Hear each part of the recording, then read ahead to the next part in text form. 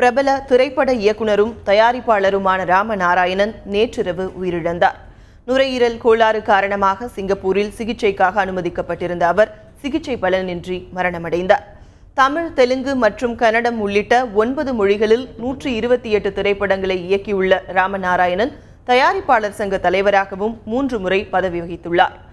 1976இல் ஆசை 60 நாள் என்ற திரைப்படத்தில் திரைக்கதை ஆசிரியராக சினிமாவில் அறிமுகமான அவர் 1981இல் தனது முதல் திரைப்படமான சுமை என்ற படத்தை இயக்கினார். ஏராளமான நகைச்சுவை திரைப்படங்களை இயக்கியுள்ள அவர் ஆடிவெள்ளி, ராஜகாளியம்மன் என பல பக்தி படங்களையும் இயக்கியுள்ளார். குழந்தைகளையும் மிருகங்களையும் கதாபாத்திரங்களாக வைத்து திரைப்படங்களை இயக்கி பெயர் பெற்றவர் ராமநாராயணன்.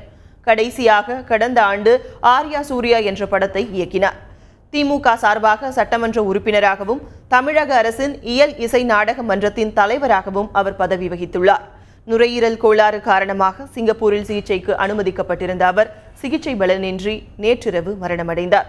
அவரது உடல் நாளை சென்னை கொண்டுவரப்பட்டு இறுதி சடங்கு நடைபெறும் என உறவினர்கள் தெரிவித்துள்ளனர்.